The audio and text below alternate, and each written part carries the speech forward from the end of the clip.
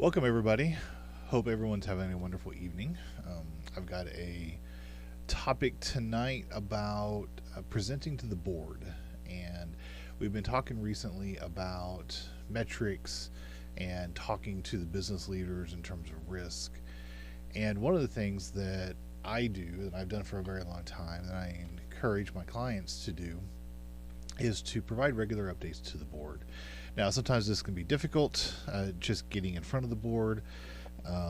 So we're going to cover that sort of topic a little bit later. But tonight, I wanted to cover the actual document, the piece of paper that you provide to the board for the board agenda and otherwise present if you're sitting in front of the board. I call it a one pager. Sometimes it's 1 page to 2 pages. But this one pager really is about the cybersecurity program. And I've got a kind of a standard one that I've used in the past that we're going to cover today. And specifically, what pieces do you want in there and why? So when you are talking in front of the board, you want to, number one, reaffirm them that the security posture of your organization is doing well, and that you are looking at the metrics, you're looking at detections, you're looking at response times, and most importantly, that you haven't had any incidents or breaches in the previous period. Those are the things that really should be top of your mind when you're talking to the board, and really reaffirming that security program is being successful. Now, you also cover things like projects. If you're deploying new technologies or new controls, you want to make sure that those pieces are out there so that they know what's going on. And you otherwise answer questions. At times, for certain boards, you also want to talk about what you are moving forward with and any asks. So maybe you have a pen test coming up, or an IT audit, or you're trying to deploy a new product, and you're needing money. Then, if that's the appropriate time to present that information, depending on how that works in your organization, then this board report is that perfect time. Now, let's talk a little bit about boards and how CISOs or security professionals interact with the board. I was very fortunate that I had direct access to the board. It took a few years to get to that point, but I had a dotted line to the Audit and Risk Committee. I also had a dotted line to the president. So I was very fortunate. I had fantastic support from our leadership, much to some of my CIO's dismay, because they didn't have that sort of access at the time. Then we got new CIOs, and things changed and whatever, but the boards are generally very interested in what's going on with cybersecurity. So it's normally not hard to get in front of your boards. It depends on the board makeup and what you are. But the Audit and Risk Committee is very common for cybersecurity to present to, because it is a significant risk within the organization, and they want to know what is happening with that and what we need to do different in the organization. So anyway, that's very common, the Audit and Risk Committee. Sometimes it goes, there are other committees and subcommittees that you would present to. Sometimes you present, sometimes your CIO presents. It's very common for the CIO to present both sides, and you usually don't have a whole lot of time. Boards get very busy when they're meeting once a quarter or once a semester or even once a month. They have a lot of things they have to go through. So you want to keep your presentation very quick. You will get questions, and we'll talk about some of those questions a little bit later, but you will get questions about this, and you want to be able to explain it. But the document, and that's really what we're talking about tonight, is the document, that one pager that's you're going to provide to the board. It's really critical. You want to make sure that you get the right information in a digestible way for them to read, for them to look from one meeting to the next, to the next, to the next, to see how progression is happening. And otherwise, get them the information they need to help them make decisions. So some of the things that I always do, that of course you always do your executive summary, and this does not have to be very long. You're talking about a couple of sentences, and I kind of talked about it earlier, where you're talking about, your security posture is good, it's stable, you've got good detections and response times, and then be prepared to explain that. We'll talk about that in metrics in the next section, and those other things. I mean, you're talking a 30-second paragraph to if you were going to read it. Now, I would advise you not to read it. You should have this one pager almost completely memorized. You need to be able to not have to look at the paper to be able to recite what is on there to the board. You want to engage the board members. You want to look them in the eye. You want to engage them. You want to get their nonverbals. You want to see how much they are invested in you talking. Now, we will have an episode just on that, understanding those nonverbals and understanding how to socially interact with the board. This is just about this piece of paper. So while you have it, you don't really want to read from it. You want to know everything that's on it, though, so you can talk to the board about it. So executive summary, a few sentences. Pretty simple. The next section is going to be key metrics. Now, these metrics, we talked about some of the metrics in a previous episode. Those are very, very common to put in this. I have a list here. So threats detected, 1842. Threats prevented, 1615. Time to detect, less than 5 minutes. Time to respond, less than 20. Endpoint coverage, 96%. These are very simple metrics. It's easy to get. You can get this from your SIM, your SOC. You can get it from your firewall. You can get it from your call tracking system. You can get it from your configuration management system or your MDR. These are simple, and you can put them on every time, and they mean something. Okay, we had this many threats. We stopped this many of them, and then be ready to explain why you didn't stop them all. Time to detect, less than 5 minutes. That means you're very responsive. Time to respond, that again, you're being very responsive to security threats. This puts confidence in whoever you're talking to, that you're quick to respond, you're quick to deal with these issues that come up within the organization. Endpoint coverage, well, that's visibility. How much visibility do you have? If you don't have all of your machines completely covered with MDR, well, then you don't have visibility. So having those numbers out there can be extremely helpful. Now, these metrics may change over time. When you get new technologies and you can provide new metrics out, that's fine. But you really want to have, a quarter or a month to month or quarter to quarter, whatever comparison. You want them to be able to go back and see, well, how many threats did we detect last month or last quarter, or threats prevented, or what was our time to detect this month? It was more. It was 10 plus minutes before we detected it. Why? Time to respond, if it was really high, why? And maybe it has a legitimate reason. Maybe you lost some staff members, so it took longer for you to respond to things. So those are all legitimate things, and these are things they need to understand. Now, what their job is to understand the risk and make decisions about that. But they can't do that if you don't give them something they can evaluate and they can compare. Now, we're talking about qualitative things and quantitative things. You really want to show in your metrics the quantitative. You want to have numbers there. I wouldn't put qualitative. That's in a different section. That might be in the executive summary. But in your metrics, you want to say the quantitative. You want to have numbers, real numbers, so they can compare these numbers over time. Now, the next section of the report is really going to be, you can call it a couple of different things, but notable activity.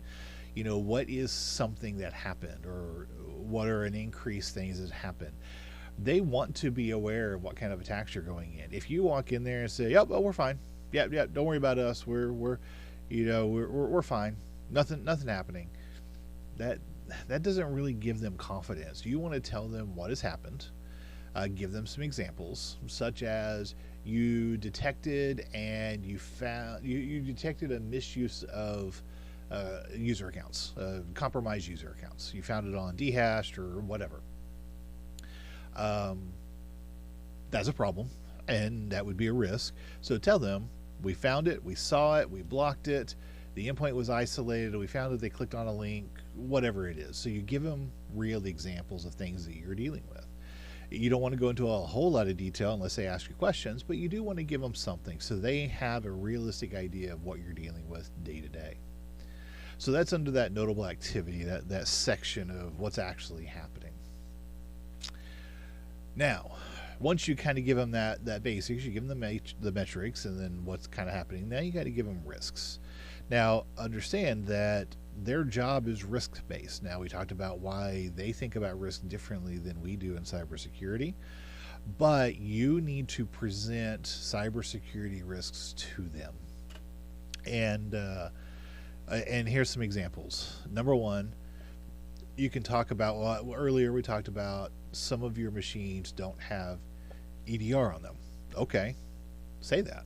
You can say remaining endpoints on onboarding, or remaining endpoints do not have EDR, which means we have reduced visibility in our systems, in our network.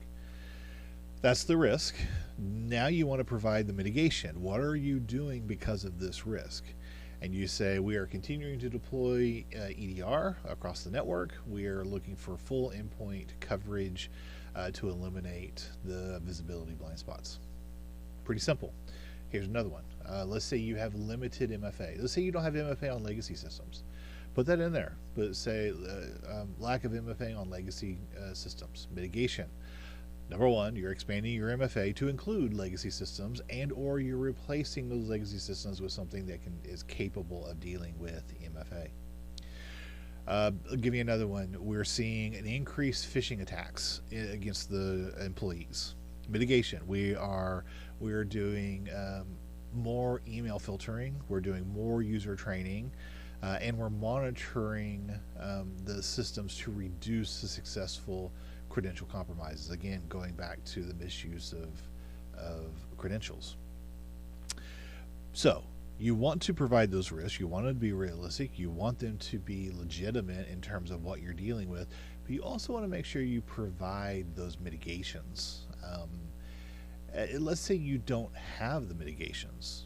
Okay, then you need to provide what you're doing or what you're needing to do. Let's say you need to buy a product, or you're looking for something. Those are things that you can mention here. Now we have another section that we're going to talk about on that, but that could be if you're seeing a major risk pop up, let's say it's a new risk, and you've got to figure out a new mitigation or purchase a new mitigation or implement a new mitigation, whatever. This is where you talk about that. Talk about the risk and what you intend to be doing with that. Let's say you are dealing with sensitive data. So here's one. It's a risk that everyone has to deal with, but the way you have to fix it is data loss prevention. So you got to have a tool or have some other data loss prevention. So the risk is you have lack of visibility over sensitive data and its movement, the data movement.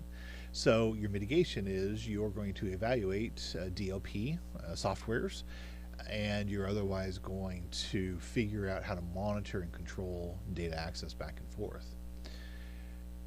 Now, you're not saying you need money yet. You're just saying this is the mitigation for the risk. That's where you put all that stuff is right there. Now, we're going to expand the you need products a little bit later when you're talking about needs and wants and things. Now, the next section in the one-pager would be project progress. We are always running projects. Sometimes it feels like all we do is projects, but we're always running major projects for the organization for security. So this is the opportunity to tell them what's going on. And you would include a list like the SIM and SOC expansion. Again, talking about the EDR deployment, what we talked about above. You know, expansion, the progress is 85%, 90%, whatever. And be prepared to talk about, well, what do you need to get to that last 10%, you know, to get it to 100%. Maybe another one is MFA rollout. Faculty and staff is in progress. or servers or whatever. It's going to be at 70%. Endpoint coverage improvement, we talked about that earlier, in progress 96%. Now this really goes into making sure you have good project management, you have good Gantt charts, you're tracking your projects, you have good information in terms of where you're at and what is the expectation of completing those projects. And I'll tell you, cybersecurity people, IT people in general, are terrible at project management. You have to get good at it. You have to make sure you are tracking your projects correctly and accurately. If you don't do that, you can't get in there and talk to people about how long a project is going to take. And that is one of the frustrations that a lot of boards have with IT and IT security is they don't have any accurate information. Now, I'll tell you, a lot of IT people will say, well, I'll just get it done when I get it done. That's not the way that works. The business can't run like that. They are looking at time and resources, and they don't know if a project is going to take 6 months or 6 weeks. So they trust us to be able to understand that and be able to communicate that correctly. Okay, so that's the project progress. And again, we're talking about 3 or 4 or 5 things. Now, if you've got 25 projects, you have too many. You're not getting them all done. You might have things in the queue, and you can keep that somewhere. You might put that somewhere for them to see that you have all these projects ready to go, but they have not been started yet. I wouldn't put it in this one pager because you're just going to fill it up. I know a lot of people like putting lots of projects. They like to start lots of projects, but they don't ever finish them, and they like to put a lot of them to show how busy they are. Well, that's just really not appropriate or even realistic. So make sure you have a legitimate number of projects that you're tracking, and make it worthwhile. So the things that I said here, the SIEM, the MFA, the endpoint protection, those are all projects that have a start and an end of deployment. It may not be an end of monitoring, but at least it's an end of deployment. And you need to make sure you have that in some sort of tracking management. Now, if you're not tracking those, there is no way you're going to be managing those projects correctly. There's no way you're going to be managing the pieces of the project and your resources to be able to communicate that. So project management is super critical. All right, the next section of the one-pager. This would be any upcoming things, audits, pen tests, whatever. A lot of organizations, they have to have regular pen tests and regular IT audits, regular controls audits, regular data inventories, whatever. And this is an opportunity to talk about that. Say you've got an external pen test coming up in a month, or scheduled for May 2026. You've got GLBA and IT controls audit scheduled for June 2026. You've got internal vulnerability assessment ongoing, but the quarterly report should be available in May. Whatever those pieces are, you need to put a list together so they know what to ask you about in a month or two. If you are supposed to get a pen test every month, or every year, you need to be have that on your schedule. Hey, you need to make sure you're working through the process, you're getting a pen test company, you're getting the budget, you're getting it scheduled, you're getting it done, you're getting the report, and you're ready to present that report to the board. So this upcoming audits and testings is really to let them know when they can be when they can expect to have these things. And I'll tell you, when you're doing an audit or a pen test, that's usually a special presentation to the board. You do your one pager, but then you're also going to present the results of the audit or the results of the pen test. Now, I will say this. Now I'm on this side where I'm working with the clients. When I am talking to people, they will at times want me to present their pen test or their IT audit, their IT controls audit to their board. So it's an outside opinion coming in, and the board can ask us questions. So it's a third party, a checks and balances type thing. And so you have to prepare for that. You got to make sure that you have a company that can do that or will do that. And you want to make sure that they have you on the schedule to be able to present that stuff. So that is one way to get onto the board, is make sure that they know that you've got a pen test coming up and that you are prepared to present the results of that pen test, not only the results of what happened to the pen test, but how are you fixing it? That's going to be what they're really worried about, is how are you fixing these problems? All right. The next section can be actions taken. So these are the successes that you've had, the things that you've done. And this could be a short list. It could be very simple: expanded EDR, improved alert triage and response workflows, implemented additional phishing protections, and updated incident response procedures. So they're going to want to know what you've been doing over the last quarter or over the last month. So you want to make sure that they know.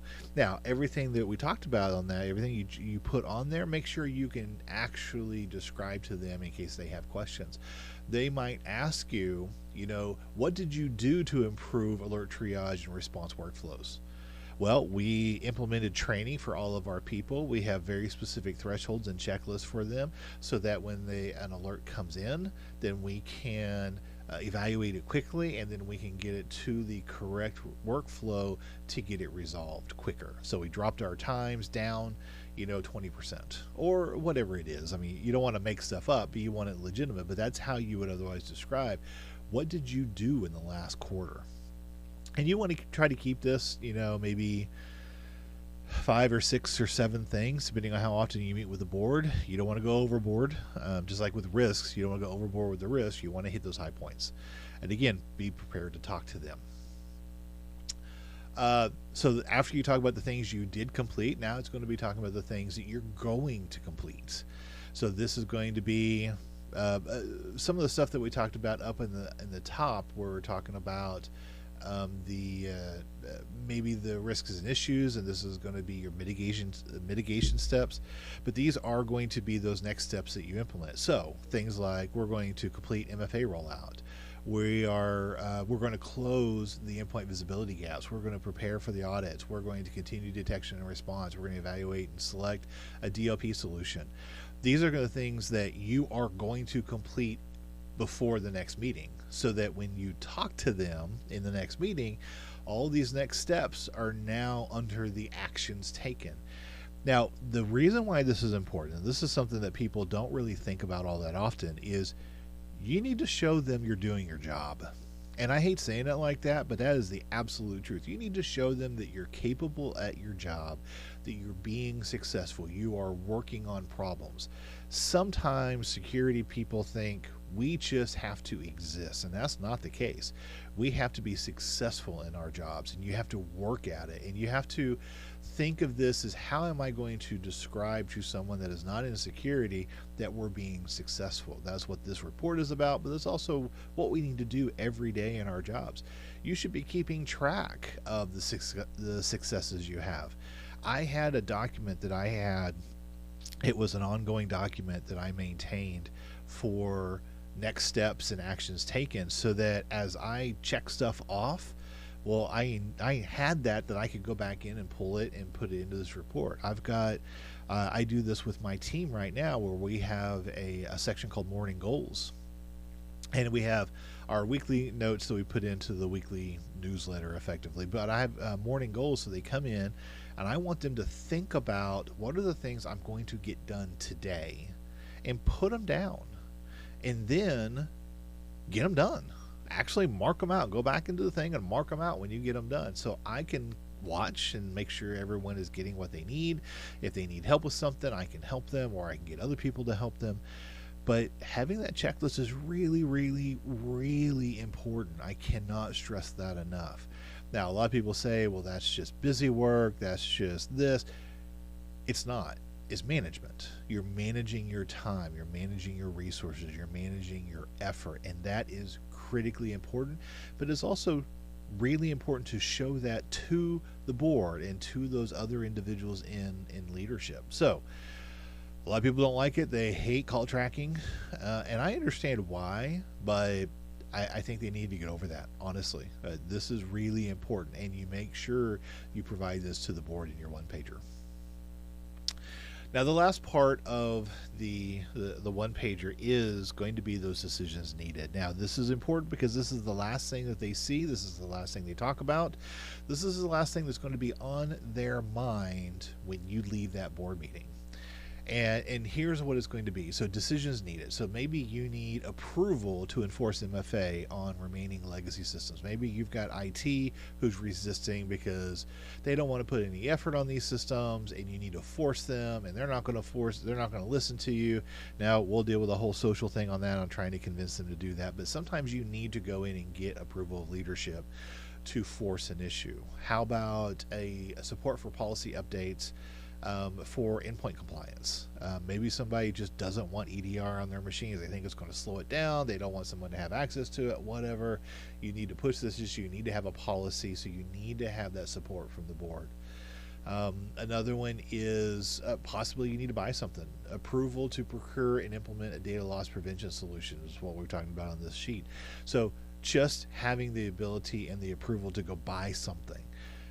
You want that last section of that report to be the last thing that's on their mind. You want them to support you.